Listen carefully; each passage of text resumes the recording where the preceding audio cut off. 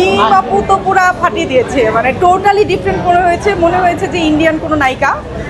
এসেই মালিক সিনেমা দেখতে এসেছি, সব টিমের সাথে দেখবো, এটার মজাই আসলে আলাদা। আর ঈদের যতগুলো সিনেমা আসছে সবগুলোই আমার দেখার ইচ্ছে আছে, কিন্তু এটা দিয়েই আমি শুরু করছি।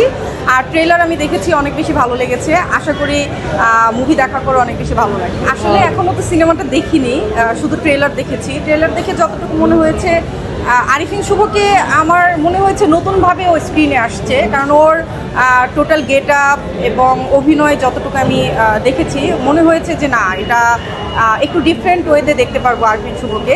আর মিম আপুর কথা কি বলবো, মিম আপু তো পুরা ফাটিয়ে দিয়েছে, মানে টোটালি ডিফারেন্ট মনে হয়েছে যে ইন্ডিয়ান কোনো নায়িকা। তার গেট আপ, লুকিং, ইভেন গান দেখেছি, সবগুলো মিলে অনেক বেশি ভালো লেগেছে।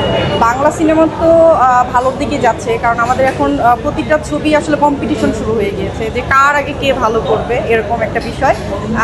সবগুলো মুভি ভালো হচ্ছে, আশা করি আরও সামনে ভালো হবে। দর্শকের আগ্রহ বাড়ছে, সবাই হলমুখী হচ্ছে। আসলে শিল্পী হিসেবে আমাদের এটাই প্রত্যাশা, আমরা কাজ করি না করি, বাট দর্শক যাতে আমাদের মনে রাখে, আমাদের সিনেমাগুলো দেখে, আমাদের শিল্পটাকে বাঁচিয়ে রাখে।